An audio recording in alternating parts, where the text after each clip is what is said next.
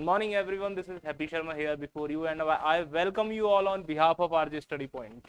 Today, we will start our new WARE Act, Rajasthan rent control act 2001.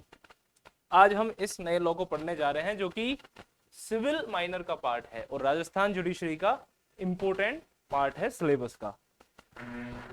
Rajasthan rent control act का मतलब है कि जो भी प्रॉपर्टीज रेंट पे दी जाती है, चाहे कमर्शियल पर्पस से हो या फिर वो रेंटल पर्पस पे यानी रहने करने के पर्पस से हो या फिर कोई भी एनी अदर पर्पस. लेकिन कुछ चीजें जैसे अपने एग्रीकल्चर से रिलेटेड कोई लैंड वगैरह हो तो इन सब चीजों पे ये अप्लाई नहीं होता. और भी कुछ चीजें हम देखेंगे जहां ये अप्लाई होता है और नहीं होता. इसके अलावा सबसे पहले हम हमारी रेगुलर एक्टिविटी देखेंगे जो कि प्री एग्जामिनेशन के अकॉर्डिंग बहुत इंपॉर्टेंट है और यहीं खत्म हो जाती है और इसी के साथ हमको याद भी हो जाती है. तो पहला तो ये एक्ट नंबर क्या है? एक्ट नंबर है इसका फर्स्ट 1 ऑफ 2003. इसके बाद आती है इसको प्रेसिडेंट की असेंट कब मिली? प्रेसिडेंट की इसको असेंट मिली 25 फरवरी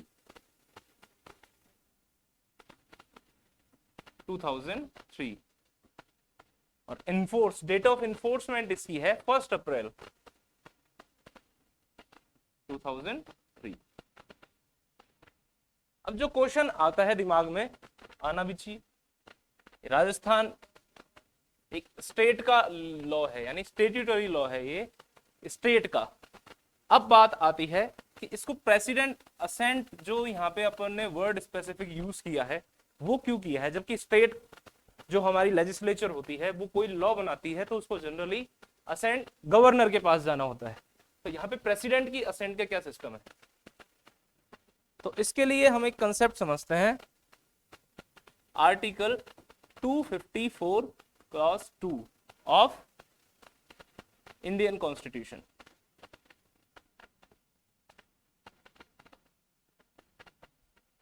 जनरली क्या होता है कि 3 लिस्ट दे रखी है हमको कहां पे कॉन्स्टिट्यूशन में. 7 शेड्यूल कॉन्स्टिट्यूशन का 7 शेड्यूल 3 लिस्ट के बारे में प्रेस्क्राइब करता है. फर्स्ट यूनियन लिस्ट, सेकंड है स्टेट लिस्ट,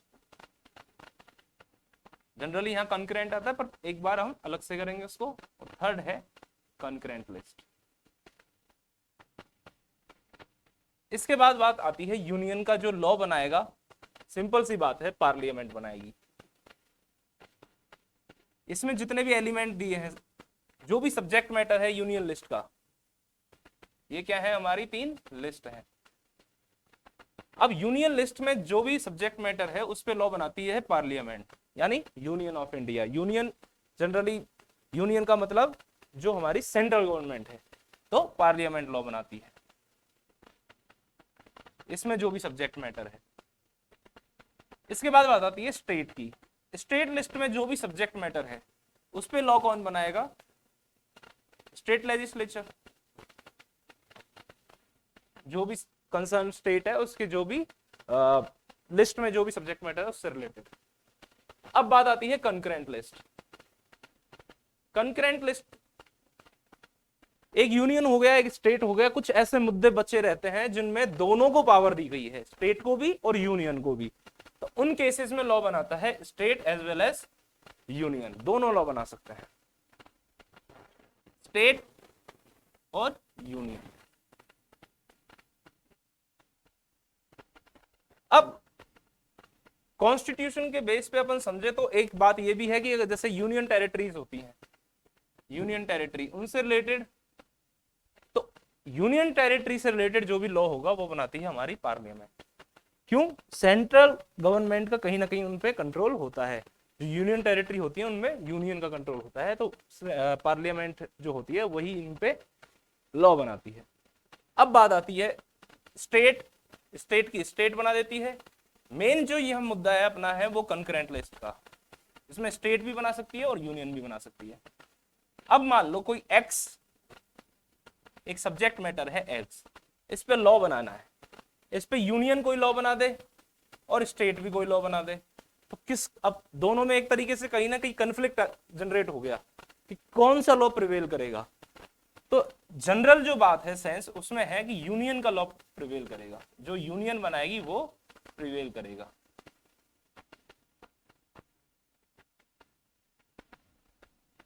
फिर एक क्वेश्चन आता है कि कोई ऐसी कंडीशन है कि जहां स्टेट लॉ बनाए और वो प्रिवेल करे। बिल्कुल, तो ऐसी कंडीशन होती है कि अगर स्टेट ने कोई लॉ बनाया पर्टिकुलर, जो करंट कंकरेंट लिस्ट से कोई भी सब्जेक्ट मैटर उठा के उस पर लॉ बनाया, यानी एक्स ही था वो, सब एक्स पे तो दोनों, ये एग्जांपल समझ लिया, वाई ले लेते हैं एक अनदर एग्जांपल, वाई एक सब्जेक्ट मैटर है, इस पे स्टेट ने लॉ बनाया। अब क्या होता है कि इसको रिजर्व रखा गया प्रेसिडेंट की कंसेंट के लिए। तो पहला पॉइंट तो यही कि प्रेसिडेंट की कंसेंट, स्टेट के जो भी लेजिस्लेशन होते हैं, जो भी लॉज वगैरह होते हैं, उनमें प्रेसिडेंट की कंसेंट के लिए उसको रिजर्व रखा जा सकता है, और प्रेसिडेंट की कंसेंट भी वहां ली जा सकती है। अब बात आती है कि जब प्रेसिडेंट की इसमें कंसेंट मिल गई और उसके बाद उस सब्जेक्ट मैटर पे यूनियन ने भी कोई लॉ बनाया, इसको इस तरीके से समझ सकते हैं अपन कि जैसे राजस्थान गवर्नमेंट ने तो अपना रेंट कंट्रोल एक्ट बना के प्रेसिडेंट से ले ली असेंट उसकी उनकी। इसके बाद बात आती है, ये जो वाई सब्जेक्ट मैटर था इससे रिलेटेड अपन जनरली बात कर रहे हैं, इस पे राजस्थान गवर्नमेंट ने तो लॉ बना के और असेंट ले ली, लेकिन अब यूनियन गवर्नमेंट को दिखा कि भाई साइड में यूपी है अपने, उसमें ऐसा कोई लॉ नहीं है। तो यूनियन गवर्नमेंट का तो काम है एक कंकरेंट लिस्ट में वो सब्जेक्ट मैटर, अगर अभी वो उस पर कोई लॉ नहीं है तो वो लॉ बनाएगी बाकी के जो स्टेट हैं उनके लिए, जितने भी रिमेनिंग स्टेट्स हैं। लेकिन अब बात आती है कि जब राजस्थान ने ऑलरेडी एक लॉ बना रखा था और एक यूनियन ने बना रखा है, तो अब राजस्थान में तो ऑब्वियसली यही अप्लाई होगा। कब? अगर इसको असेंट दी है प्रेसिडेंट ने। उस केस में अगर इसको प्रेसिडेंट ने असेंट नहीं दी होती और वाई सब्जेक्ट मैटर पे राजस्थान ने भी एक लॉ बना रखा है और उसको प्रेसिडेंट की असेंट नहीं है, तो उस केस में क्या होगा, ये दोनों कहीं ना कहीं एक साथ कंफ्लिक्ट करेंगे, तो ये प्रिवेल करेगा, ये नहीं करेगा। पर अगर प्रेसिडेंट की असेंट है तो उस केस में जो स्टेट लेजिस्लेचर ने लॉ बनाया है वो प्रिवेल करता है। अब इसका मतलब ये नहीं है कि जो भी लॉ, जैसे इसने प्रेसिडेंट ने जो भी हमारा लेजिस्लेशन है उसको अगर असेंट दे दी, जैसे राजस्थान रेंट कंट्रोल एक्ट ही है, राजस्थान रेंट कंट्रोल एक्ट है, अगर इसको कोई असेंट दे दी और ये लॉ बन गया, तो इसका मतलब ये नहीं कि अब पार्लियामेंट की पावर खत्म हो गई कि वो इसमें कोई अमेंड नहीं कर सकती या कोई कुछ ऐड नहीं कर सकती। यानी जो इंटरप्रिटेशन ऑफ स्टैट्यूट्स एक सब्जेक्ट है आरजेएस का, उसमें हम कुछ मतलब जिस तरीके से कुछ लॉज पढ़ते हैं कि किस तरीके के कानून बनाए जा सकते हैं, तो उसमें अमेंडिंग लॉज होते हैं। तो अमेंडिंग लॉज क्या होते हैं कि किसी भी एक्ट को या कोई भी लॉ होता है उसमें कुछ अमेंडमेंट किए जा सकते हैं। और प्रेसिडेंट, अब पार्लियामेंट भी तो लॉ बनाती है, तो पार्लियामेंट के लॉ को भी प्रेसिडेंट ही असेंट देते हैं, पर उसके बाद उसमें अमेंडमेंट तो हो सकता है। तो जब इसमें अमेंडमेंट हो सकता है तो इसमें भी हो सकता है।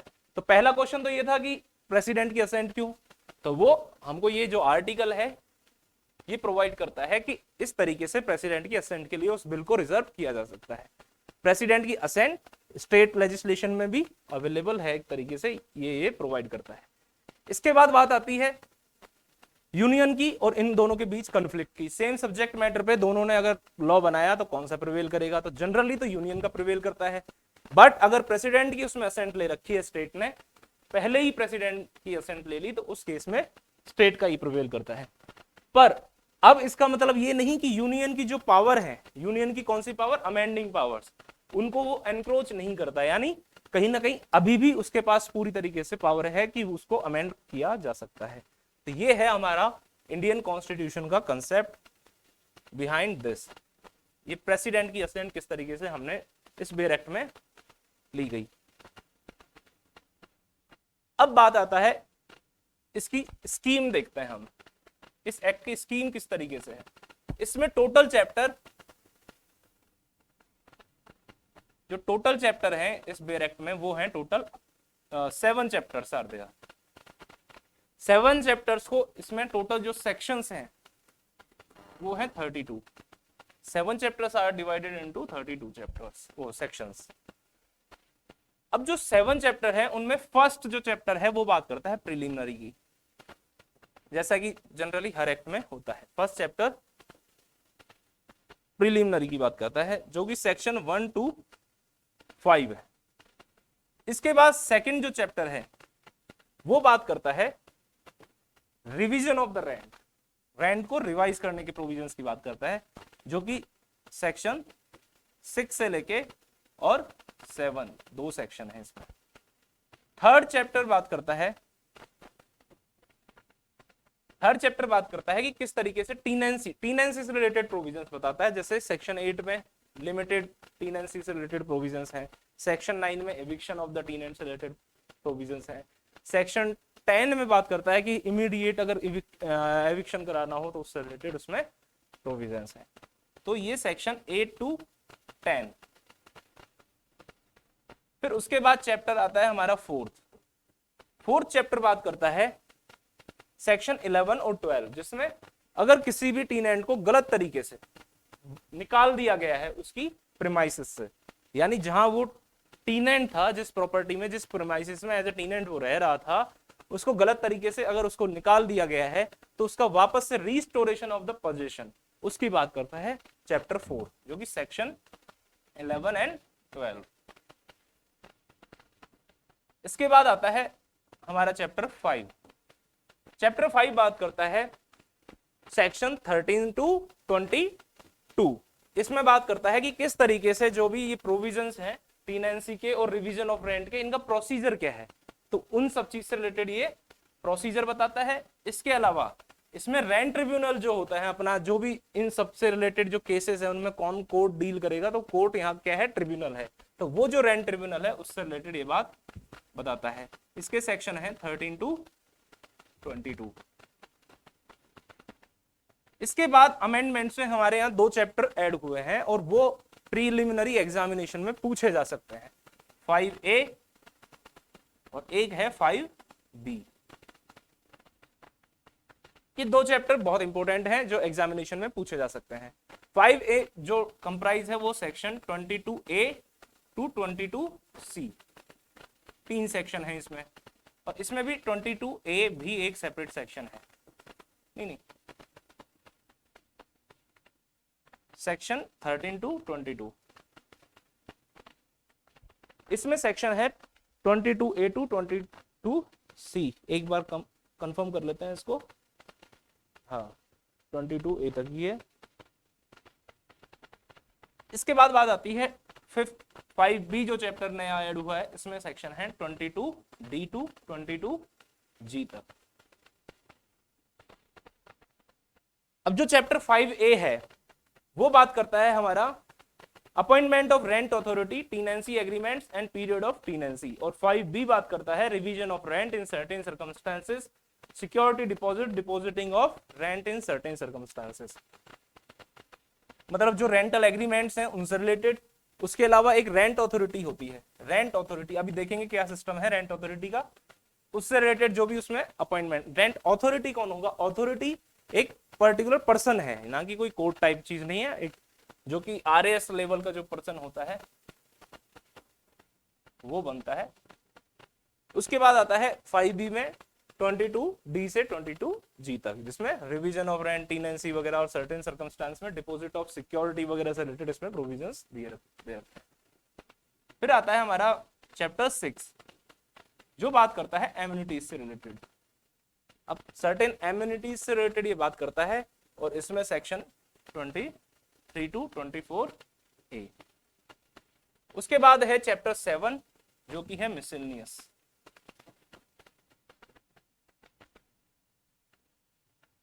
ये है हमारा रिमेनिंग जो सारे सेक्शन है 32 तक, वो चैप्टर 7 में है।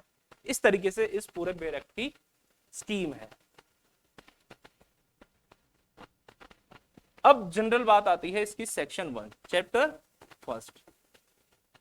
सेक्शन 1 बात करता है इसका शॉर्ट टाइटल, एक्सटेंट वगैरह। तो शॉर्ट टाइटल क्या है इसका, हमने अभी देख लिया, Rajasthan rent control act 2003।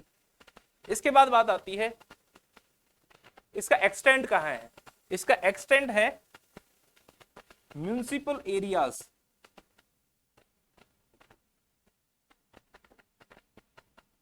Municipal areas consist headquarter, district headquarter, वो म्यूनिसिपल एरिया जो कि डिस्ट्रिक्ट हेडक्वार्टर जहां पे बनाया हुआ है या जो डिस्ट्रिक्ट हेडक्वार्टर है, उन एरियाज में ये एप्लीकेबल है। अब क्वेश्चन आता है म्यूनिसिपल एरिया कौन सा है, तो म्यूनिसिपल एरियाज है, म्यूनिसिपल एक्ट है 2009 का, उसमें डिफाइन है तो म्यूनिसिपल एरियाज कौन से है। इसके बाद बात आती है इसकी डेफिनेशन की। डेफिनेशन पार्ट इसका इंपॉर्टेंट है। डेफिनेशन आता है इसमें सेक्शन 2। सेक्शन 2 में सबसे पहले जो डेफिनेशन बताई है वो है ए फॉर एमिनिटीज। एमिनिटीज की डेफिनेशन की इसमें बात की। एमिनिटीज क्या होती हैं, एक तरीके से जो एक्स्ट्रा सुविधा मिलती है, जैसे अपन ने कोई मकान लिया, उसमें अपन को लेबोरेटरीज होंगी, नेचुरल लाइट होगी, टीवी होगी, टेलीफोन होगा, और स्टेयरकेस, पासेज, सैनिटरी सर्विसेज, और इस तरीके की जो सर्विसेज होती हैं वो एमिनिटीज होती है। मतलब जो भी बिल्डिंग या फिर कोई लैंड हमने रेंट पे लिया, तो इसके अलावा जो भी सुविधाएं हमको मिलती है, जो भी फैसिलिटीज प्रोवाइड है जनरल सेंस में, वो है एमिनिटीज। और बेयर एक्ट की लैंग्वेज में इसको याद रख सकते हैं अपन एक ट्रिक से, एलएलपी। एलएलपी होता है लिमिटेड लायबिलिटी पार्टनरशिप, इससे हम इसको याद रख सकते हैं। एलएलबी एसएससी वेंट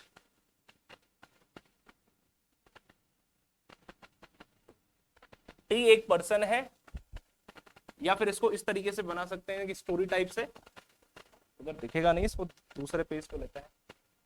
टी एक पर्सन है, उसने सबसे पहले वो गया, टी वेंट, फिर उसने क्या किया, सबसे पहले एसएससी की, एसएससी में उसका सिलेक्शन नहीं हुआ तो उसने एक एलएलबी खोली। आज उसको एलएलपी से सारी एमिनिटीज प्राप्त हो रही हैं। इस तरीके से एक स्टोरी बन गई। सबसे पहले टी एक पर्सन है, उसने वो गया, उसने एसएससी की, एसएससी में उसका सिलेक्शन नहीं हुआ तो उसने एक LLP limited liability partnership establish की किसी के साथ, और उससे आज उसको सारी एमिनिटीज मिल रही हैं जहां वो रह रहा है। टी का क्या मतलब है? फर्स्ट टी का मतलब हम ले सकते हैं टेलीफोन या टीवी किसी से रिलेटेड। W4 होता है कि कोई भी प्रेमाइसिस में सबसे इंपॉर्टेंट होता है वो है वाटर। E4 दूसरा इंपॉर्टेंट है आज के जमाने में, वो है इलेक्ट्रिसिटी। फिर आता है नेक्स्ट N4। इसमें एक बार N को छोड़ो, आगे देखते हैं। टी एक से टीवी हो गया, दूसरा टी से टेलीफोन हो गया। N से है नेचुरल लाइट।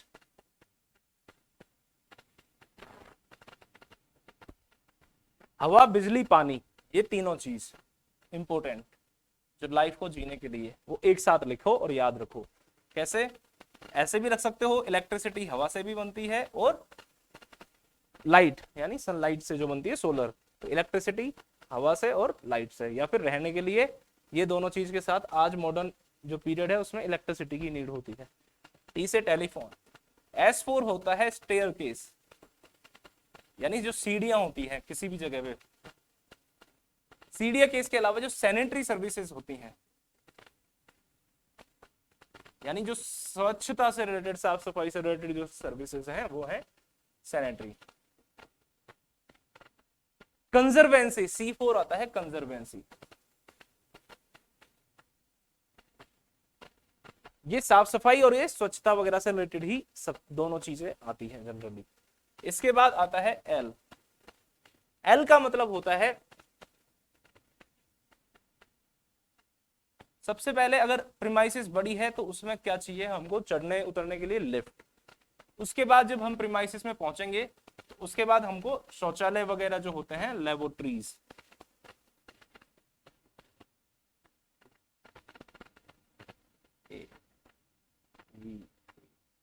लेबोरेटरी से रिलेटेड है। और लास्ट में जो आता है main T, TV, water, electricity, natural light, telephone, staircase, sanitary services, conservancy, lift, laboratories. और P4 होता है, एक सेकंड में देख के बता देता हूं कंफर्म, ध्यान नहीं आ रहा, मैं रिकॉल नहीं कर पा रहा इस चीज को। एक सेकेंड, पासेजेस यानी जो भी प्रॉपर रास्ते वगैरह हैं, इसको मैंने पहले जब डेफिनेशन बोली तब याद था, लेकिन अभी मेरे दिमाग से स्लिप हो गया ये। तो ये जो कुछ फैसिलिटीज हैं ये एक प्रीमाइसिस में एज ए एम्यूनिटी होती हैं, और ये एसेंशियल नहीं होती किसी भी, कुछ इसमें फैसिलिटी एसेंशियल है, कुछ एसेंशियल नहीं होती कोई भी प्रीमाइसिस में। तो ये है एम्यूनिटीज। तो इसको याद रखने की हमने ट्रिक भी देख ली और सेक्शन 2A में इसकी डेफिनेशन समझ ली। इसके बाद बात आती है नेक्स्ट, लैंडलॉर्ड। ये हमको 2A में डिफाइन है। सेकंड पॉइंट आता है लैंडलॉर्ड, जो 2C में डिफाइन है, लैंडलॉर्ड। अब इसको कॉमन सेंस जनरली हम देखें, हम कोई घर में जाते हैं किसी के, हमारा कोई दोस्त है वो रेंट पे रहता है और उसके घर गए, तो याद रखने का एक जनरल सेंस समझा रहा हूं मैं अभी। किसी के घर गए तो वहां जब वो रेंट पे था, हम उसके साथ बैठे, हम चाय पी रहे थे, तो इतने में एक पर्सन आता है, वो पर्सन आके उससे रेंट मांगता है। तो जो रेंट मांगता है वो होता है landlord according to this act. अब रेंट मांगता है, इसी बेस पे उसको लैंडलॉर्ड समझ लिया अपन ने। क्यों? हो सकता है वो कोई उसका पड़ोसी हो लैंडलॉर्ड का, हो सकता है वो उसका कोई रिश्तेदार हो सकता है वो उसका कोई ट्रस्टी हो सकता है कोई इसी गारंटर वगैरह हो या गार्जियन हो। जो उसका मकान मालिक है, जिस मकान में, जैसे मेरा दोस्त है कोई एक्स, वो मकान में रहता है ए में, मैं किसी दिन उस मकान में गया, कहां पे? ए में। जब मैं इधर गया, एच होम, एच से ले लेते हैं इसको, एक्स के घर, एक्स जिस मकान में रहता था रेंट पे, कहां पे? एच, ये मकान है। तो यहां मैं गया तो मेरे सामने एक व्यक्ति आता है, मैन एम। ये बंदा आके इससे रेंट मांगता है, किससे? एक्स से डिमांड करता है। अब कोई जरूरी है ये इसका मालिक हो सकता है नहीं हो सकता है हो, पर मेरे लिए क्या है? लैंडलॉर्ड। कैसे? एक्चुअल मालिक हो सकता है इस घर का, कौन था? वाई या जेड। ऑनर कौन था इसका? ओ। इस घर का ऑनर हो सकता है, रियल जो था वो ओ था, लेकिन मेरे सामने जो, मैं उसके घर गया तो फर्स्ट टाइम मैंने इस पर्सन को देखा और वो, उसने आते ही इससे रेंट की डिमांड की। जैसे इसने डिमांड की तो मेरे लिए ये कौन हो गया? लैंडलॉर्ड। तो मैंने किस बेसिस पे जज किया? सिर्फ इस बेस पे कि इसने इससे रेंट कलेक्ट किया या डिमांड की है। इस बात से फर्क नहीं पड़ता कि ये ऑनर है, यानी ये खुद के अकाउंट पे, खुद के लिए, खुद के बेसिस पे इसको रेंट डिमांड कर रहा है, तो ऑन हिज ऑन अकाउंट।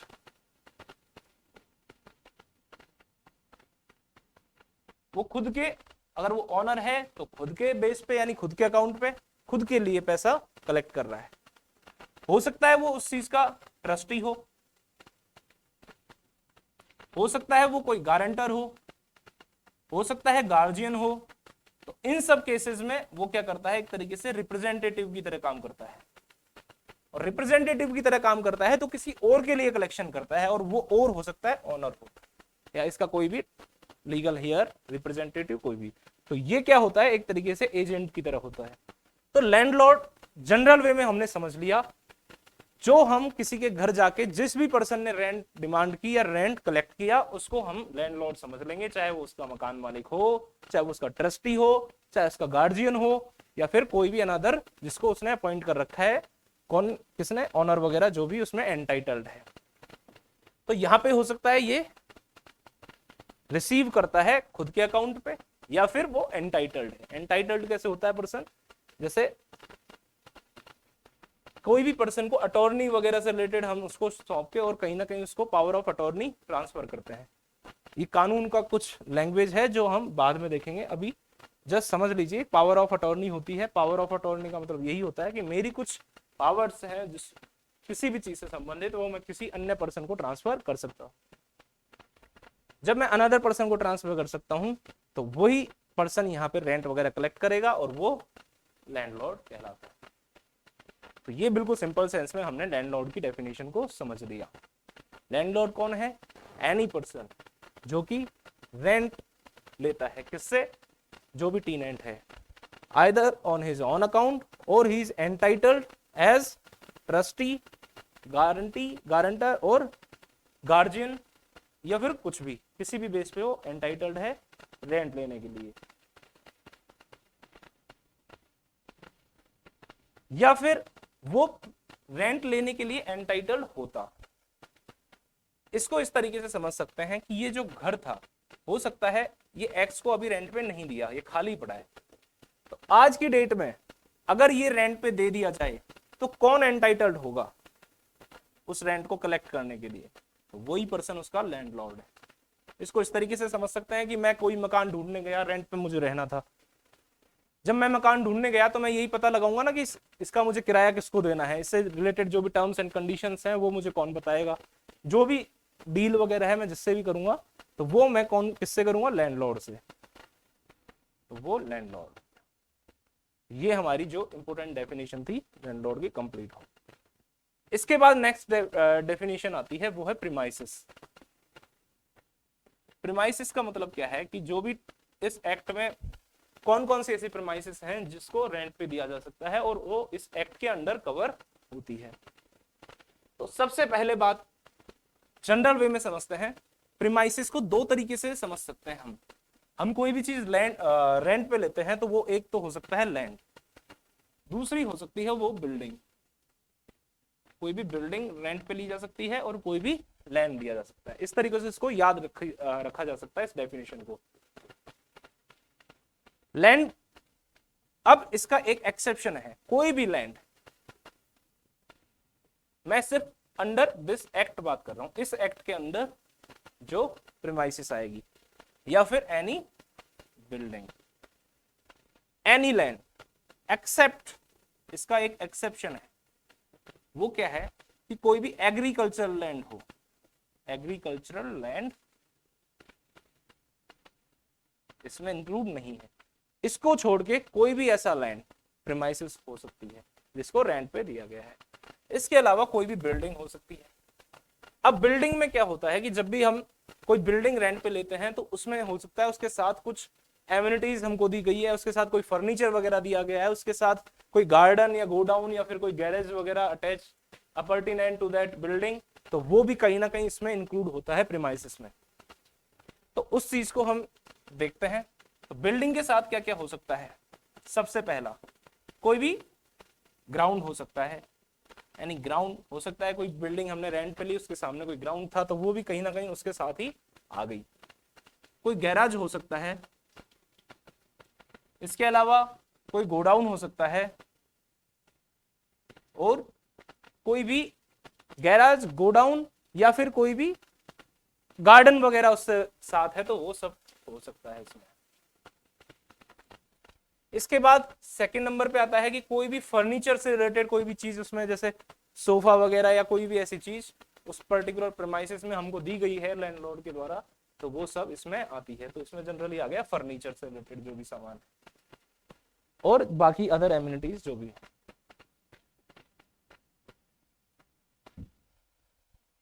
जी, इसकी भी एक ट्रिक है जी, अगर इसको सिर्फ ऑब्जर्व करना है, ट्रिक को याद नहीं रखनी, अजीब सी ट्रिक है। जी एफ एफ,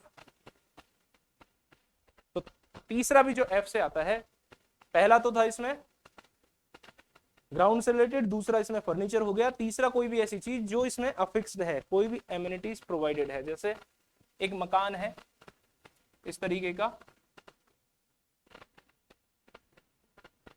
अब यहां पे उसमें गेट लगा हुआ है, तो ये जो गेट वगैरह होते हैं इसको कोई उतार के नहीं लेके जाता।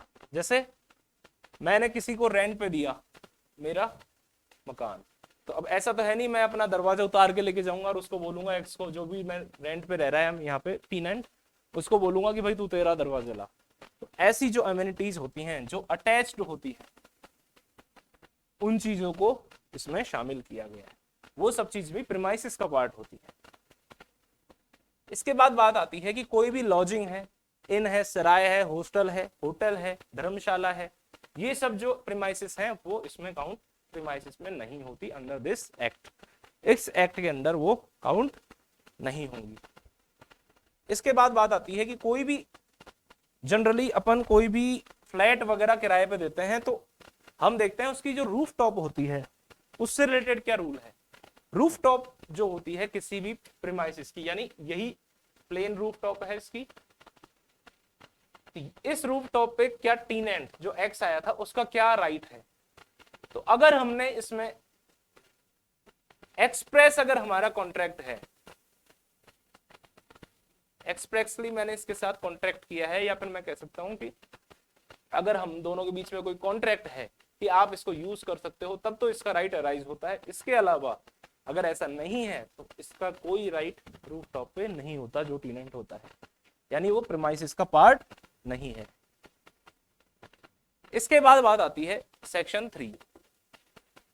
सेक्शन 3 बात करता है कि कुछ अनदर प्रीमाइसिस जो इस एक्ट को जिन पे ये एक्ट अप्लाई नहीं होता। मेनली चैप्टर 2, मेनली क्या चैप्टर 2 और 3, इस एक्ट के जो ये 2 चैप्टर हैं ये अप्लाई नहीं होंगे। अब ये इसका मतलब क्या है, चैप्टर 6 से सेक्शन 6 टू डायरेक्टली सेक्शन 10 ये सेक्शन अप्लाई नहीं होते।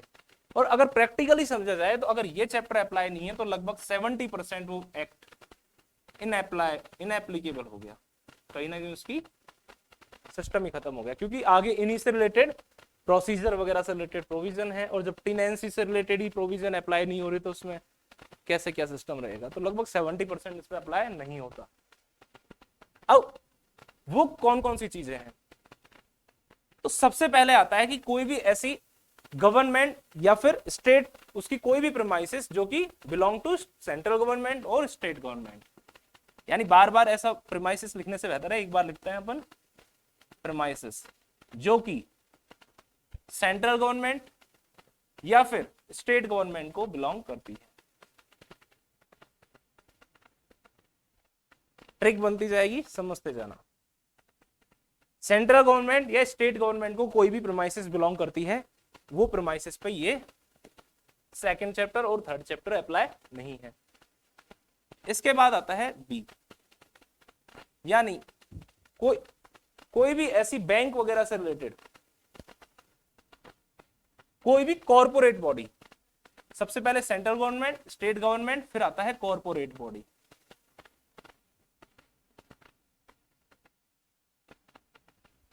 सीबीसी, कोई भी corporate body, central government, state government, corporate body. फिर थर्ड नंबर पे आती है कोई भी कंपनी वगैरह, गवर्नमेंट कंपनी,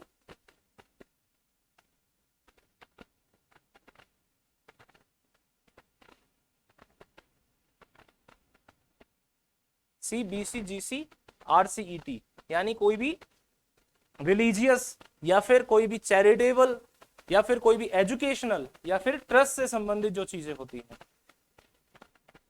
इससे पहले एक है देवस्थान, फिर है आरसीईटी, रिलीजियस, चैरिटेबल,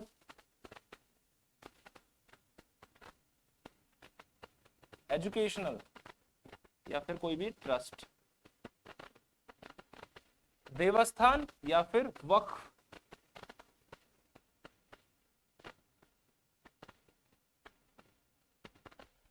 कोई भी ऐसी प्रीमाइसिस जो देवस्थान से बिलोंग करती है या फिर कोई वक्फ बोर्ड जो है उससे करती है, तो वो प्रीमाइसिस उस पे ये दोनों चैप्टर एप्लीकेबल नहीं है।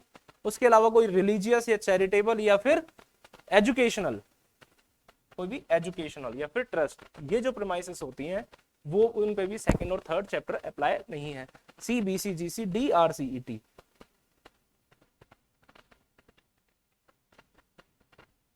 इसके बाद आता है कि कोई भी ऐसा बैंक, कोई भी ऐसी कंपनी जिसका शेयर, प्राइवेट कंपनी हो सकती है, पब्लिक कंपनी हो सकती है, जिसका शेयर वैल्यू जो होती है वो कम से कम 1 करोड़ रुपए या उससे ज्यादा हो, तो ऐसी कोई भी कंपनी वगैरह हो सकती है।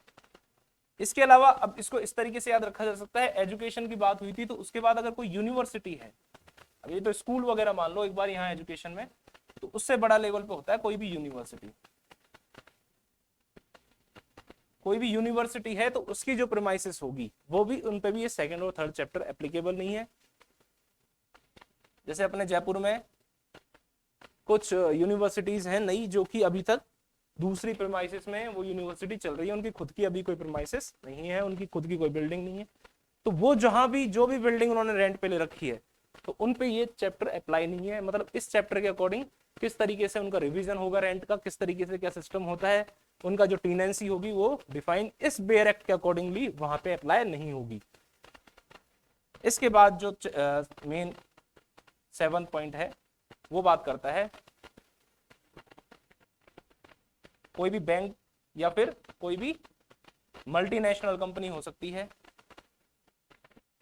प्राइवेट कंपनी, मल्टीनेशनल कंपनी या फिर कोई भी पब्लिक कंपनी या फिर कोई भी बैंक, ये सब चीजें जो होती हैं, और इनमें ये जो प्राइवेट और पब्लिक कंपनी है पीवीटी और ये पब्लिक, इनका शेयर होल्डर या तो 1 करोड़ रुपए हो या फिर उससे ज्यादा हो, तो ऐसी कंपनी उन पे भी ये अप्लाई नहीं होता। जैसे कल को कोई भी प्रीमाइसिस है उसमें जाके मैंने मेरी कंपनी की कोई ब्रांच डाल ली या फिर कोई भी ऐसा ऑफिस लिया, तो वो उसका जो रेंट होगा वो इनके अकॉर्डिंग डील नहीं होता। इस एक्ट में ये 2 चैप्टर हैं वो अप्लाई नहीं होते, ये बात करता है सेक्शन 3 बेसिकली। इसके बाद एक पॉइंट और है, इसमें आता है कि कोई भी हाई कमीशन है या फिर एम्बेसी से रिलेटेड है या कोई भी एम्बेसडर है, मतलब कोई जैसे हमारे इंडिया में रशिया का ले लेते हैं एक बार, रशिया का कोई ब्रांड एम्बेसडर वगैरह या फिर जो भी राजदूत वगैरह होते हैं वो यहाँ के हमारे पास रहते हैं, या हाई कमीशन जो भी होते हैं कहीं वो, तो उनको अगर हम हमारी प्रॉपर्टी को रेंट पे दे रहे हैं, मैंने अपना मकान उनको रेंट पे दे दिया, तो उसका जो भी किराया वगैरह रेंट वगैरह उनका जो भी रिवीजन होगा टाइम टू टाइम, या फिर जो भी उसमें टीनेंसी से रिलेटेड यानी लिमिटेड जो टीनेंसी होती है 3 ईयर से रिलेटेड वो जो प्रोविजन है, इसके अलावा और भी कुछ प्रोविजन है उसको हम डिटेल में बाद में पढ़ेंगे, बस ये समझ लिए चैप्टर 2 और 3 इन पे अप्लाई नहीं है। अब चैप्टर 2 और 3 क्या है उसको हम डिस्कस करेंगे अभी फर्दर। इसके बाद जो बात आती है वो है सेक्शन 4। सेक्शन 4 एक खास बात करता है, ये बताता है कि जो रेंट होगा किसी भी प्रीमाइसिस का वो कितना होगा। तो रेंट जनरली ये सिविल लॉ का पार्ट है, और सिविल लॉ में कोई भी, मैं अगर किसी भी जनरल, इसको जनरल सेंस में बिल्कुल हमको याद रहेगा सेक्शन 4 वो कैसे रहेगा कि मैं किसी मकान में रेंट के लिए गया तो मैं सबसे पहले उनसे पूछता हूं कि बताइए कितना रेंट है आपके रूम का या जो भी आपका फ्लैट है। वो बताता है मुझे जयपुर में कि ये 10,000 रुपए के ये 2 रूम है, तो मैं फर्दर उनसे क्या बोलूंगा कि देखो 10,000 मुझे ज्यादा लग रहा है, आप 9 में मान जाइए। वो मान लो 9 में मान गया, तो 9 में क्या हो गया, वो एग्री। उसने क्या किया, मुझे कहीं ना कहीं अपना जो भी रेंट है वो उसने बताया, तो मैंने उसको 9,000 के लिए प्रपोज किया कि मैं 9,000, आप मेरी कैपेसिटी 9 है, मैं दे सकता हूं। उसने उसको एक्सेप्टेंस दी। जब उसने पहले प्रपोज किया 10, मैंने उसको जो भी उसका प्रपोजल था उसको रिजेक्ट कर दिया। अब उसने प्रपोज किया 9, मैंने एक्सेप्ट कर लिया, वो भी एग्री हो गया, तो यहाँ पे एग्रीमेंट बन गया। एग्रीमेंट बन गया और ये प्रॉपरली रजिस्टर्ड है हर तरीके से एक्ट के अकॉर्डिंग, इन्फोर्सेबल बाय लॉ है, तो ये क्या बन गया, कॉन्ट्रैक्ट बन गया। तो रेंट कैसे डिसाइड हुआ, एग्रीमेंट, यानी जिस भी तरीके से दोनों पार्टी एग्री हुई है वही रेंट इसमें तय हो गया। तो रेंट कितना होगा, rent to be as agreed between tenant except charges of amenities. अब बात आती है कि ये तो रेंट हो गया, अब वो मुझसे क्या कहेगा कि भाई साहब पर कैंडिडेट 200 रुपए पानी के और लाइट के, आपको जो भी आपका मीटर लगा है उसमें जो भी बिल आएगा उसके अकॉर्डिंग आपको इलेक्ट्रिसिटी का बिल पे करना पड़ेगा। तो ये जो 9,000 रुपए हमको बताता है वो हमेशा किस चीज के बताता है, वो प्रीमाइसिस जो दे रहा है हमको सिर्फ उसमें रहने का किराया, वो 4 दीवारी का। उसके बाद जो भी एमिनिटीज हैं, हो सकता है वो हमको वाटर दे रहा है और उसके अलावा इलेक्ट्रिसिटी प्रोवाइड करवा रहा है, तो वो बताता है भाई पानी टंकी में चढ़ाते हैं, मोटर चलाते हैं, ऐसे ऐसे वो डायलॉग बाजी करेगा, तो वो हमसे पर कैंडिडेट 200 रुपए के अकॉर्डिंग चार्ज करेगा। और इलेक्ट्रिसिटी वो हमको एक मीटर वगैरह लगा के दे देता है कि भाई इसके अकॉर्डिंग आपको बिल पे करना है जो भी आपका बनता है। अब बात आती है इसके अलावा कोई भी फर्दर एमिनिटीज, जो एमिनिटीज अभी अपन ने पढ़ी थी, कोई भी पासेज, कोई स्टेयरकेस या कोई सैनिटरी सर्विसेज, कॉम्प्रिहेंस, जो भी क्या बोलते हैं उसको, नेचुरल लाइट, अगर वो नेचुरल लाइट के भी, मैं अभी जयपुर में ही एग्जांपल है, मैं एक बार मेरे फ्रेंड के साथ रूम रेंट के लिए मैं देखने गया, तो एक बंदा बताता है कि एक छोटा सा उसका रूम था, उसको 7,000 बता रहा वो। तो उसका जो मेन ये चार्ज करने का तरीका उसने मुझे बताया कि भाई हमारे यहाँ पे फ्रेश लाइट आती है और फ्रेश एयर है, पीछे हमने गार्डन लगाया हुआ है, तो इसका हम चार्ज करते हैं, प्रीमाइसिस का हम चार्ज नहीं कर रहे। तो इस तरीके के भी लोग अपन को मिल जाते हैं कि वो जो एमिनिटीज में नेचुरल लाइट भी, ये तो हमारा अधिकार है आर्टिकल 21 में, उसका भी चार्ज करना है, कोई बात नहीं। तो इस तरीके से जो भी एमिनिटीज का एक्स्ट्रा अगर कोई चार्ज करता है तो वो इसमें चार्ज किया जा सकता है। तो इसका प्रीमाइसिस का 9K प्लस जो एमिनिटीज जो भी एक्स्ट्रा वो दे रहा है, यानी रेंट प्लस एमिनिटीज दोनों, ये तो as agreed, rent as agreed, और इसके अलावा ये अलग से एमिनिटीज होती है। तो रेंट क्या होगा, जो एग्रीड बिटवीन द, इसकी जो सेक्शन 4 है वो क्या बन गया, as agreed between tenant and employ, employ नहीं, टेनेंट एंड लैंडलॉर्ड, इन दोनों के बीच में जो भी एग्रीमेंट हुआ है, जितना भी ये जिस भी रेंट पे एग्री हो गए वो तो इनका रेंट होगा, उसके अलावा एमिनिटीज अलग से होंगी। ये बात करता है हमारा सेक्शन 4। ये कैसे लग गया। फिर आता है सेक्शन 5। रेंट तय हो गया, सब कुछ हो गया, अब 5 बात करता है कि उसको पे कैसे किया जाएगा। जो रेंट होगा वो जो भी तय हुआ है उसको पे कैसे किया जाएगा। तो ये बात करता है कि अगर सबसे पहले मैंने रेंट लिया किसी भी कोई भी रेंटल प्रीमाइसिस में, 16 तारीख से मैं किसी भी कमरे में रहने लगा, या हो सकता है 20 से रहने लगा, तो मैं हूं, उसके अलावा जो लैंडलॉर्ड है एल, अगर हमने दोनों ने ये एग्रीमेंट किया कि भाई 20 से मेरा स्टार्ट हो रहा है मंथ, नेक्स्ट मंथ में भी 20 तारीख को मैं अपना कमरा, उसका जो किराया है वो आपको पे कर दूंगा 20 तारीख को, यानी 19 को मंथ कंप्लीट हो जाएगा, 20 को मैं आपको पेमेंट कर दूंगा। ये इस चीज में एग्री हो गया कि ठीक है, क्योंकि यही बनता है अगर मैं 20 तारीख को जाके रह रहा हूं तो 20 तारीख तक। अब बात आती है कि हम दोनों ने ऐसा कोई एग्रीमेंट ही नहीं किया कि किस तारीख से हमारा मंथ स्टार्ट हो रहा है, किस तारीख से हम जो रेंट है उसका पेमेंट करेंगे। तो फिर उसके लिए प्रोवाइड करता है प्रोविजन। तो ये जो झगड़ा होगा ना, इसको कहीं ना कहीं सुलझाने के लिए एक प्रोविजन प्रोवाइड करता है ये एक्ट। प्रोविजन में भी पहला तो इसको एक्सेप्ट किया है कि अगर कोई भी एग्रीमेंट हो रखा है किसी भी डेट से रिलेटेड कि किस पर्टिकुलर डेट को ये रेंट पे करेगा, तो एज एग्रीड दोनों के बीच में जो भी जिस तरीके से वो एग्री हुए हैं तो वो डेट होगी। ये किसकी बात कर रहे हैं हम, डेट ऑफ पेमेंट। वो डेट ऑफ पेमेंट कैसे चलेगी, एज एग्रीड, जो भी जिस भी डेट के लिए दोनों एग्री हुए हैं। दूसरा, अगर कोई ऐसा एग्रीमेंट नहीं हुआ है तो जो भी 15th day of the month है तब तक रेंट आ जाना चाहिए। 15th डे का मतलब 15 तारीख किसी भी मंथ की, जैसे मार्च से मैंने स्टार्ट किया तो नेक्स्ट अप्रैल की जो 15th ऑफ अप्रैल होगी, 15th ऑफ अप्रैल को क्या होगा, मेरा रेंट ड्यू हो जाएगा।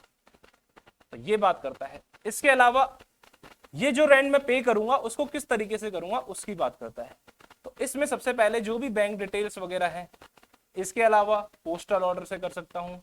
आजकल ऑनलाइन पेमेंट आ गया, पर इसमें अभी लिखा नहीं, पर इसको मान ले 2001 में या 2003 में ऑनलाइन पेमेंट का सोचा नहीं होगा किसी ने, तो ऑनलाइन पेमेंट भी कहीं ना कहीं अलाउड है। पोस्टल ऑर्डर, मनी ऑर्डर या फिर बैंक पेमेंट किसी भी तरीके से इसमें पे किया जा सकता है। और इसमें ड्यूटी बताई है किसकी, लैंडलॉर्ड की, कि वो अपनी जो भी बैंक डिटेल्स हैं वो क्या करेगा, उसको डिस्क्लोज करेगा। किसको, टेनेंट को। डिस्क्लोज इन द सेंस कि उसको इस चीज के बारे में बताएगा। और इसको कनेक्ट करते हैं सेक्शन 9 से। सेक्शन 9 क्या कहता है, उसमें जो फर्स्ट पॉइंट है वो बात करता है कि 4 महीने के अंदर अंदर अगर रेंट पे नहीं किया, 4 महीने से आपका कोई रेंट ड्यू है, तो वो एविक्शन की शूट फाइल कर सकता है। कौन, लैंडलॉर्ड। अपना मकान खाली कौन करवाएगा, लैंडलॉर्ड। तो शूट कौन फाइल करेगा, लैंडलॉर्ड। ये कॉमन सेंस की बात है। तो ये एविक्शन की शूट फाइल कर सकता है अगर 4 मंथ के अंदर अंदर किराया पे नहीं किया। अब बात आती है कि 4 मंथ का जो काउंटिंग होती है उसमें अगर मान लो जो भी लैंडलॉर्ड था उसने अपनी बैंक डिटेल्स इसको नहीं दी थी और इसी वजह से कहीं ना कहीं ये डिले हो रहा है, तो इसमें जो भी डिले बैंक डिटेल्स की वजह से, रीजनेबल डिले के अलावा जो भी डिले हुआ है उसको कहीं ना कहीं 4 मंथ में काउंट नहीं किया जाएगा। तो ये कहीं ना कहीं इसमें एक्सेप्शन है और इसी वजह से इसमें डायरेक्टली ड्यूटी नहीं लिखी, पर कहीं ना कहीं ये जो इसको एक तरीके से एग्जेम्पशन मिलता है, तो वही इस चीज को इनडायरेक्टली इंप्लाइडली इसकी ड्यूटी बताता है। तो इसकी इनडायरेक्टली ड्यूटी हो गई, तो इसको अपना जो भी बैंक डिटेल है वो डिस्क्लोज करने पड़ता है। तो आज हमने हमारा चैप्टर फर्स्ट कंप्लीट कर लिया। इसके अलावा हमने बेसिक इसका जो भी सिस्टम है वो देख लिया। इस एक्ट का मेनली जो पर्पस है वो क्या है, पर्पस इसका इसकी प्रीएम्बल में बता रखा है कि किस तरीके से जो भी प्रीमाइसेस होंगी, इस एक्ट का जो पर्पस है,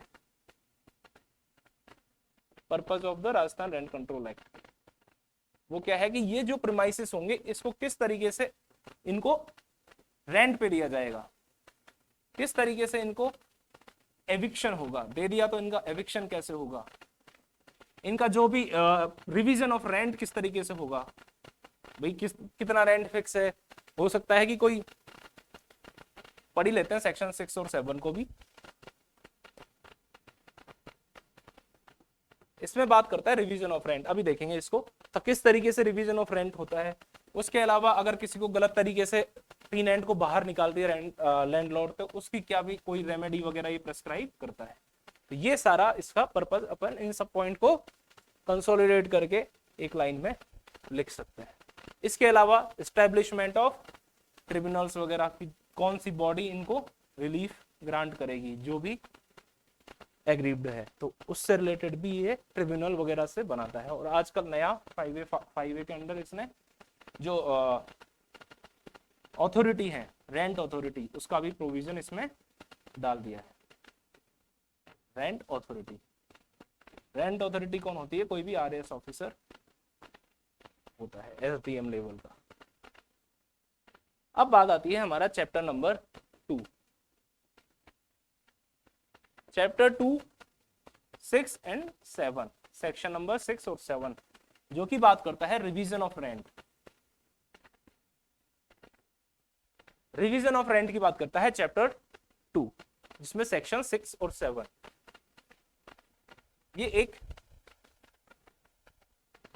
यहां मैंने इस डेट से, ये डेट मान लीजिए 1/1/1943, यहां से मैंने रेंट पे कोई प्रीमाइसेस ले रखी है। अब ये जीवन चल रहा है और आज आ गया 20/08/22,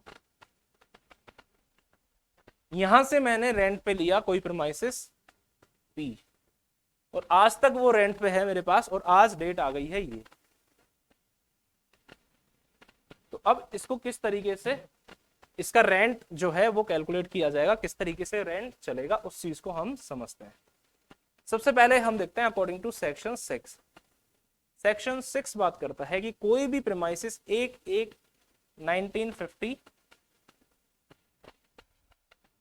1950 से पहले की जो प्रीमाइसेस है उसको किस तरीके से डील किया जाएगा। हाँ 50 है। इसके बाद बात करता है बीच में कि 1950 के बाद की जो प्रीमाइसेस है 1/1/1950, इससे आगे किस तरीके से, यानी 43 से यहां हो गया 1950, हमारा आ गया 1950 आ गया, संविधान हमारा लागू हो गया। अब बात आती है कि इसके बाद जो चलेगी उसका किस तरीके से रिवीजन होता है। इसके बीच में एक पॉइंट आएगा 2003, जब हमारा act Rajasthan rent control act आ गया था। अब क्या है 2003 में तो रेंट कंट्रोल एक्ट आ गया, पर उससे पहले का क्या सिस्टम है उसका भी सेक्शन 6 प्रोवाइड करता है। यानी पहले का भी अगर सेक्शन 6 प्रोवाइड कर रहा है इस एक्ट के लागू होने से पहले, तो इसकी एक्ट की जो इन्फोर्सेबिलिटी होगी वो कौन सी होगी, रेट्रोस्पेक्टिव। यहां से हमको पता लगता है ये जो एक्ट है इसका नेचर क्या है, ये रेट्रोस्पेक्टिव नेचर का है। किस मामले में, रिवीजन के मामले में। रिवीजन के मामले में अगर ये रेट्रोस्पेक्टिव है तो फ्यूचर में जो भी आगे रिवीजन के अलावा जो भी अगर उनको एविक्ट किया गया, इस पर्सन को, अभी जिसने आज मैंने यहीं पे 1943 में कोई रेंट पे प्रीमाइसेस ली, अगर मुझे आज की डेट में भी अगर निकाला जाता है तो मैं इस एक्ट के प्रोविजन से गवर्न हो सकता हूं। अगर मैं इसकी प्रीमाइसेस की जो डेफिनेशन है, जो टीनेंट की डेफिनेशन है, उसमें अगर आता हूं और इस एक्ट से कहीं ना कहीं गवर्न हो रहा हूं, तो मैं तब भी हो सकता था, अब भी होता हूं। तो ये एक्ट की क्या है, रेट्रोस्पेक्टिव एप्लीकेशन की बात है। तो इससे हमने सीखा पहली बात कि ये एक्ट क्या है, रेट्रोस्पेक्टिव है। अब बात आती है 43 की। 43 की जो बात आती है वो इस तरीके से है कि मान लो कोई भी प्रीमाइसिस 43 में अगर रेंट पे ले रखी है तो सबसे पहले जो इसका प्रोविजन बात करता है सेक्शन 6, वो कहता है कि ऐसा माना जाएगा कि वो है 50 में मैंने रेंट पे ले रखी, तो कैलकुलेशन स्टार्ट होगी 50 से इसकी। और जो भी 50 से कैलकुलेशन स्टार्ट होगी उसमें बात आती है कि किस तरीके से वो रेंट इंक्रीज होगा। तो रेंट इंक्रीज होगा 5% से, और कब तक, 10 साल तक। और 10 साल में वो जितना भी हो गया वो सब उस, मान लो 1950 में इसको मान लिया गया कि 10,000, उस वक्त मैंने 100 रुपए में ली थी, उस वक्त 100 रुपए बहुत होते थे, तो 100 रुपए में मैंने कोई बड़ा सा प्रीमाइसिस है, बड़ी प्रीमाइसिस, उसको रेंट पे ले लिया। अब वो हर साल 100 के 5% कितने हुए, 5 रुपए, फिर अगली साल 5 रुपए, फिर अगली साल 5 रुपए, इस तरीके से 10 बार 5-5 रुपए ऐड होते जाएंगे। अब वो कितने बन गए, मान लो 51, 52, 53, 54, 55, 56, 57, 58, 59, 60, 1 2 3 4 5 6 7 8 9 10, तो टोटल हो गए 5 को 10 बार ऐड करेंगे तो 50 रुपए। तो ये पूरा अब हर साल क्या होगा, 5 रुपए रेंट पड़ेगा। कैसे, पहली साल मैंने कितना रेंट दिया, 105 रुपए, मतलब जो नेक्स्ट आई, फिर दिया 110 रुपए, फिर दूंगा 115 रुपए, तो 5-5 रुपए ऐड होते जा रहा है। किस तरीके से इसको फिर बड़ा करके देखते हैं। 1950 में से मेरा स्टार्ट हो गया है रिवीजन। रिवीजन का मतलब क्या होता है कि फिर से रेंट को, आज अगर मैंने किसी मेरी प्रीमाइसिस को 5,000 में रेंट पे दे दिया तो अगली साल भी 5,000 में दूंगा, तो क्या मतलब है। बहुत बड़े बिजनेसमैन की एक कहावत है, कह के गए हैं, कोई किसी ने कहा ही होगा कि अगर आपकी संपत्ति कम से कम 10% बढ़ रही है पर ईयर, तो आप क्या हो रहे हो, अगर इससे कम है, इस 10% से कम ग्रोथ है आपकी, तो आप गरीब हो रहे हो। अगर 10% से ज्यादा अगर आपकी संपत्ति हर साल बढ़ती है तो कहीं ना कहीं तब आप कह सकते हो कि आप ग्रोथ पे हो, यानी आप ग्रो कर रहे हो। इसके अलावा आप कहीं ना कहीं नुकसान उठा रहे। क्यों, क्योंकि जो हमारा इन्फ्लेशन रेट है वो कम से कम माना जाता है 7-8% जनरली एवरेज होता है। जब इन्फ्लेशन रेट का मतलब होता है जो महंगाई बढ़ रही है अपनी, वो 7-8% से लगभग हर साल कोई ना कोई वस्तु, जो ओवरऑल हमारी खर्चे होते हैं वो पिछले साल से 7-8% ज्यादा होते हैं नेक्स्ट ईयर। तो हमारी इनकम कम से कम 10% बढ़नी चाहिए, तो उस हिसाब से हम मान सकते हैं हमने कुछ ग्रोथ की है। हमारी ग्रोथ से ही हमारे देश की ग्रोथ होती है। ये एक जनरल बात बताई मैंने आपको, इसका कोई सेंस यहाँ पे है नहीं।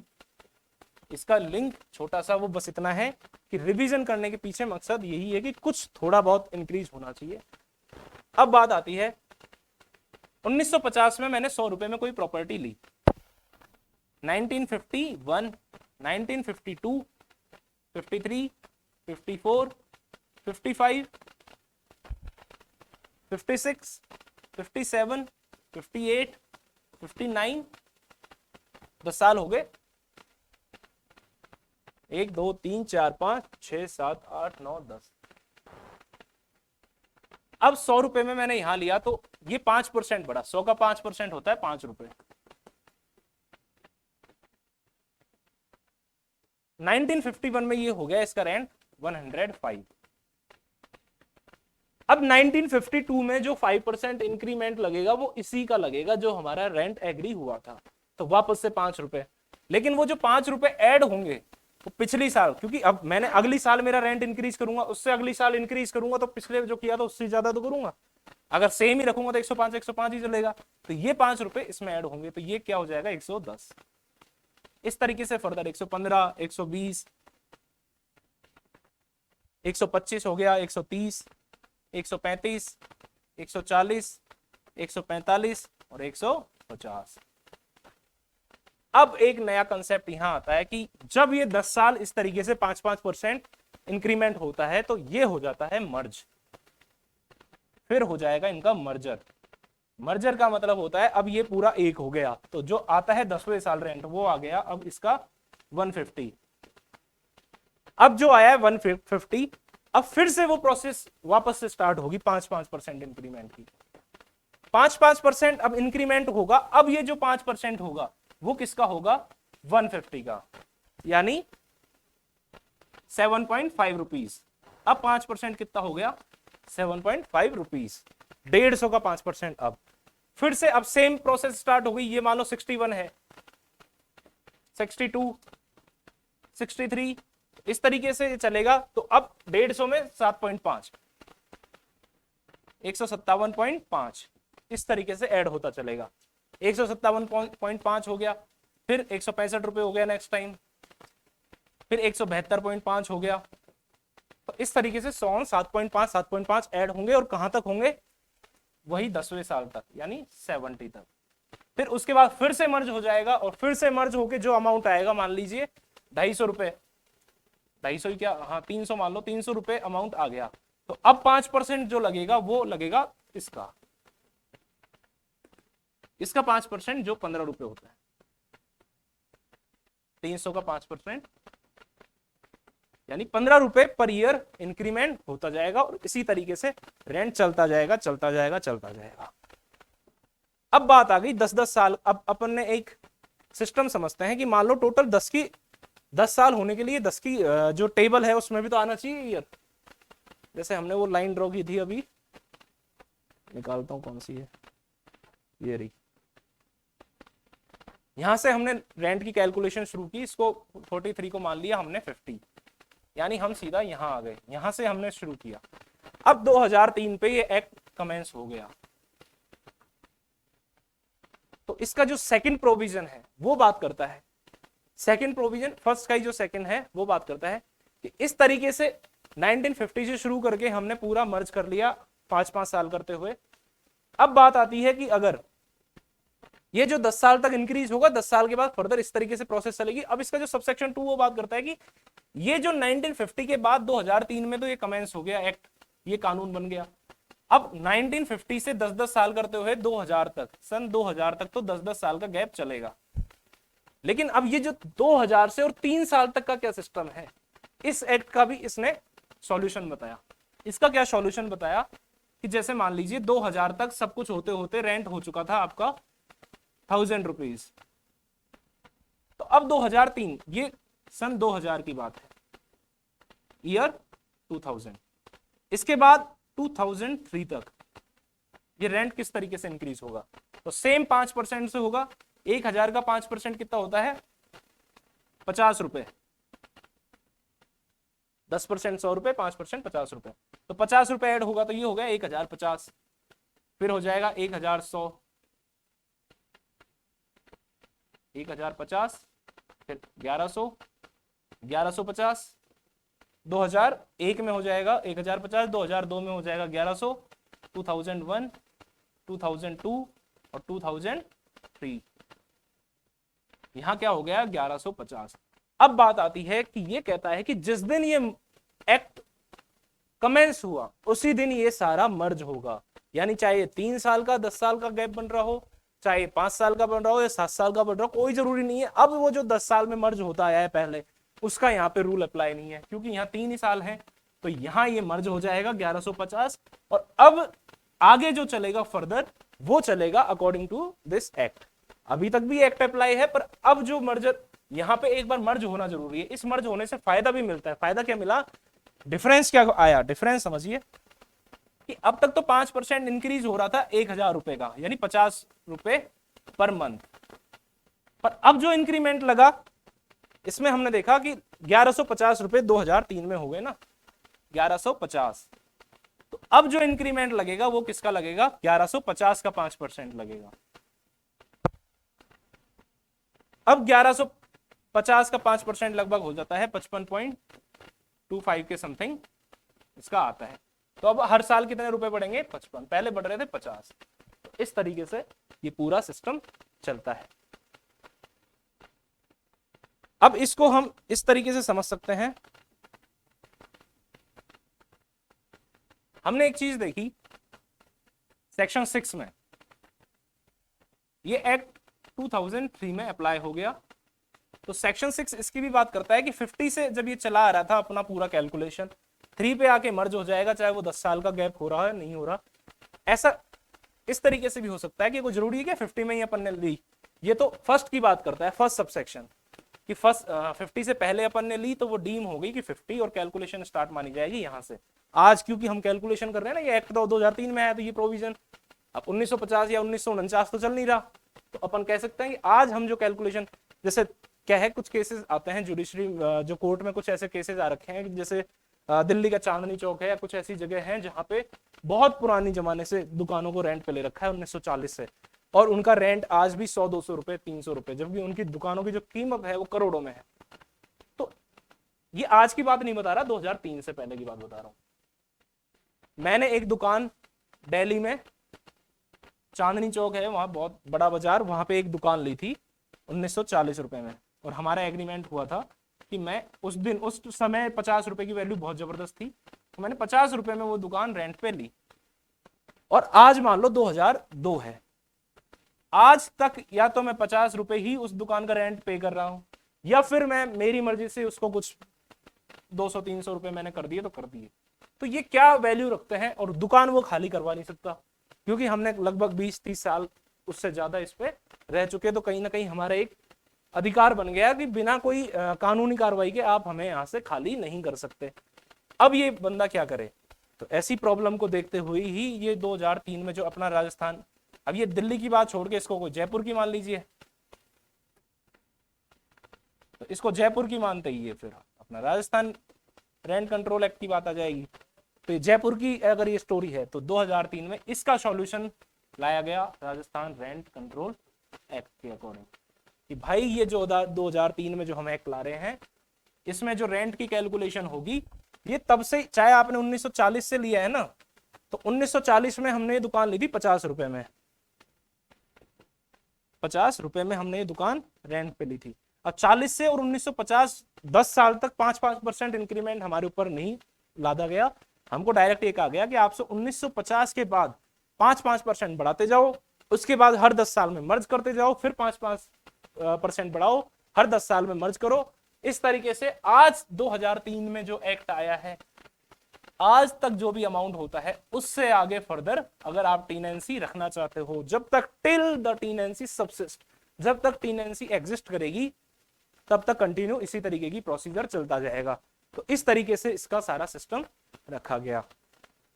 अब बात आती है, अगर कोई भी टीनेंसी स्टार्ट 1950 और उसके बाद हुई है, यानी 1950 के बाद हो सकता है यहां से कोई टीनेंसी स्टार्ट हुई 57 से, आज है 2003, तो आज तक का जितना भी मर्ज वो अकॉर्डिंगली होगा जो मैंने अभी पिछले सेक्शन में बताया, यानी 57 से और 67 10 साल, यहां कोई टीनेंसी नहीं थी, टीनेंसी मैंने 57 इस एक्ट के आने से पहले ही कोई मकान रेंट पे लिया, तो उसके बाद 10 साल में मर्जर होगा, फिर अगला मर्जर 77 में होगा, अगला मर्जर 87 में, अगला मर्जर 97 में, अगला मर्जर होना था 2007 में, लेकिन बीच में एक्ट हो गया कमेंस 2003 में, 4 साल पहले ही, तो अब ये जो अगला मर्जर वो 6 साल में ही हो जाएगा। ये बात करता है इसका जो सेकंड पॉइंट है, वो अगर जो मर्जर हो जाएगा तो वो मर्जर 2003, और फिर इसके बाद जो भी एक्ट चलेगा, यानी पहला जो सबसेक्शन था वो बात कर रहा था 1950 से पहले की टीनेंसी, दूसरा बात कर रहा था 1950 के बाद की टीनेंसी, और तीसरा बात कर रहा है कि 1950 के बाद की जो 2000 यानी कमेंसमेंट के बाद भी जो एक्ट चल रहा है उसमें भी सेम प्रोसीजर फॉलो होगा। ये बात करता है हमारा सेक्शन नंबर 6। इसके अलावा इसमें जो भी बात है वो है कि अब जो भी रिवाइज हुआ है पेमेंट, जितना भी रिवाइज होके आया है, तो उसका पे किया जाएगा वो किस डेट के अकॉर्डिंग किया जाएगा, तो या तो दोनों के बीच में जो भी एग्री, सेम बात, जब भी सिविल लॉ होता है उसमें इस तरीके की कोई भी कंडीशन की बात आती है तो हमेशा ध्यान रखें 90% केसेस में पहला पॉइंट यही होता है कि एज एग्रीड, जो भी दोनों पार्टी के बीच में एग्रीमेंट हुआ है। जो हमारा कॉन्ट्रैक्ट लॉ है वो कहीं ना कहीं कोई भी बीच का कॉन्ट्रैक्ट होता है किसी भी पार्टीज में, अगर हम दोनों पार्टी, मैं और सामने वाला, दो लोग हैं एक्स और वाई, अगर ये दोनों किसी भी चीज को लेके आपस में एग्री हैं, तो कहीं ना कहीं जो हमारा जो लॉ है, कॉन्ट्रैक्ट एक्ट है, वो सिर्फ एक सपोर्टिंग रोल प्ले करता है। ऐसा नहीं कि वो इन दोनों को एग्रीमेंट करने से नहीं रोक सकता, बस इन दोनों एग्रीमेंट जो भी इनका है उनके बीच की जो टर्म्स हैं वो लीगली इन्फोर्सेबल होनी चाहिए, इतनी सी कंडीशन होती है। इसके अलावा बेयर एक्ट से जाके हो सकता है कि ये हमारा जो बेयर एक्ट, अब क्या होता है सिविल लॉ में, जैसे हम बात करते हैं कोई भी जो पैसा दिलाया जाता है, या जो डैमेजेस वगैरह दिए जाते हैं वो कौन से होते हैं, इनलिक्विडेटेड होते हैं। उसका मतलब क्या होता है कि उसका पूर्वानुमान नहीं लगाया जा सकता कि कितना किसको नुकसान होगा। मैंने किसी के थप्पड़ मार दिया, तो अब कोर्ट क्या करता है, उसमें मुझे जैसे कंपनसेशन का बोलता है 5,000 रुपए, थप्पड़ के बदले 5,000 रुपए। तो ये कैसे डिसाइड किया, ये जो अमाउंट है ये कोई फिक्स थोड़ी है। तो इस तरीके का, और एक अमाउंट जैसे आईपीसी में हमने देखा था कल सेक्शन 292 में जो पनिशमेंट देखी थी, फर्स्ट कन्विक्शन पे 2,000 रुपए तक का उसमें जुर्माना बता रखा है। तो ये 2,000 रुपए फिक्स कर रखा है, अगर मैंने ऐसा कोई एक्ट किया है तो मुझे 2,000 रुपए तक का जुर्माना कितना भी लगाया जा सकता है। पर सिविल के केसेस में ऐसे कोई लॉ होता नहीं है। कभी मैं थप्पड़ मार रहा हूं, हो सकता है जोर से मारा, तेज मारा, धीरे मारा, तो ऐसा कोई, हाँ अब थप्पड़ का आप उसको सिंपल हर्ट में अगर लेके जाओ और वहां के थ्रू वो चलो, वो एक अलग बात है। मैं सिंपल सी उसकी डिफेमेशन टाइप की अगर वो केस करता है जो सिविल लॉ में कंपनसेशन के लिए, तो उससे रिलेटेड बात करूं, तो उस केस में जो वो केस करेगा तो किस तरीके से अमाउंट वगैरह डिसाइड होगा, वो एक इनलिक्विडेटेड होता है। डिस्क्रिशन और condition, circumstances, status, financial status वगैरह जो भी वैल्यूज है समाज में, उसके अलावा आप जो कोर्ट फीस मेन पे करते हो, स्टैम्प ड्यूटी वगैरह, इन सब चीज को ध्यान में रखते हुए वो अमाउंट डिसाइड किया जाता है। अब बात आती है जो भी अमाउंट एग्री हुआ है दोनों के बीच में, या तो जो भी डेट एग्री हुई है उस डेट को, तो इस अमाउंट की तरह हम बात कर रहे हैं कि एक तरीके से एग्जाम्पल दिया था कि कॉन्ट्रैक्ट एक्ट में हर चीज एग्रीमेंट के अकॉर्डिंग हो सकती है। तो उसी तरीके से यहां पे जो भी डेट होगी, अब डेट अगर वो कोई भी पर्टिकुलर डिसाइड कर लेते हैं, जैसे 2003 में ही मान लीजिए 8 यानी अगस्त का मंथ, और 15 अगस्त को उन्होंने डिसाइड कर लिया कि इस तारीख तक का हम सारा रेंट इस तारीख को पे कर देंगे। तो अब बात आती है कि अगर इन्होंने कोई इलीगल काम तो किया नहीं है डेट डिसाइड करके, तो जो भी एग्री डेट हुई है उसके अकॉर्डिंग, या फिर जिस दिन ये रेंट ट्रिब्यूनल में जाके रिवीजन की पिटीशन फाइल करते हैं, तो उस जिस डेट को वो पिटीशन फाइल की गई है, डेट ऑफ पिटीशन फाइल, उस डेट के अकॉर्डिंग कैलकुलेशन होती है। ये बात सिंपल सी करता है सेक्शन 6। अब आता है सेक्शन 7। सेक्शन 7 हमारा बात करता है 2003 में ये एक्ट आ गया और आज है 2022। ये एक्ट बात करता है कि कोई भी टीनेंसी 2003 यानी इस एक्ट के कमेंसमेंट ऑफ दिस एक्ट, उसके बाद में अगर कोई टीनेंसी स्टार्ट हुई है तो उसकी कैलकुलेशन, उसका रिवीजन किस तरीके से चलता है, वो बात करता है सेक्शन 7। यानी सेक्शन 6 बात करता था पहले की, वो रेट्रोस्पेक्टिव, और ये बात करता है प्रोस्पेक्टिव। अब प्रोस्पेक्टिव है, उससे याद आया एक कॉन्स्टिट्यूशन का केस है, बहुत फेमस केस है, जिसमें स्टेट ऑफ पंजाब से रिलेटेड केस का नाम जिसमें ये जो प्रोस्पेक्टिव ओवर रूलिंग की वो दी थी, मैक्सिम आई थी। चलो उसको बाद में देखेंगे, अगर मुझे अभी बीच में याद आया तो मैं आपको बताऊंगा। सेक्शन 7 बात करता है, वो इस चीज से रिलेटेड नहीं है, वो सिर्फ एक्स्ट्रा नॉलेज है। तो सेक्शन 7 हमारी बात करता है revision of rent after the commencement of the Rajasthan rent control act 2001। तो इस एक्ट के इसकी कमेंसमेंट डेट क्या थी, 1/4/2003। तो उसके बाद अगर कोई टीनेंसी यानी कोई भी रेंट पे दिया गया है कोई प्रीमाइसेस को, तो उसका रिवीजन सेम 5% के अकॉर्डिंग चलेगा, 10 साल तक चलेगा। और उसके बाद क्या हो जाएगा, मर्जर हो जाएगा 5% पर ईयर। उसके बाद 10 साल बाद वो क्या होगा, उसका मर्जर होगा, और मर्जर होने के बाद फर्दर फिर से 5% पर ईयर, और फिर उसके बाद फिर से 10 साल तक चलेगा ये 10 ईयर, और 10 साल बाद फिर से मर्जर, और इस तरीके से सो ऑन, जब तक टीनेंसी एग्जिस्टेंस में है, सबसिस्ट करती है। कब तक चलेगा ये, टिल टीनेंसी सबसिस्ट। ये है हमारा सेक्शन 6 और 7 का कंसेप्ट।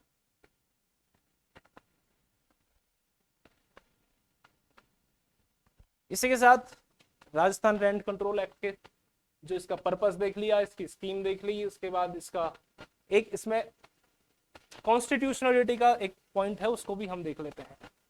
इस एक्ट को चैलेंज किया गया था Kamal Singh versus state of Rajasthan. ये केस आप ध्यान रखिएगा, इंपॉर्टेंट केस है। इस एक्ट की क्या कॉन्स्टिट्यूशनलिटी। इसको क्या किया गया था, चैलेंज किया गया था इस केस में।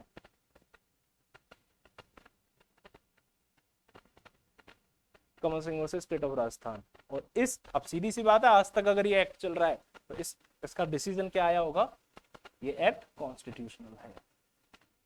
इस एक्ट को क्या माना, कॉन्स्टिट्यूशनल मान लिया गया। तो इस तरीके से हमारा आज जो सेशन है वो खत्म। नेक्स्ट आगे हम फर्दर जो भी इसके रिमेनिंग चैप्टर्स हैं उसको कल देखेंगे। आज की क्लास यहीं समाप्त। Thanks a lot, have a nice day.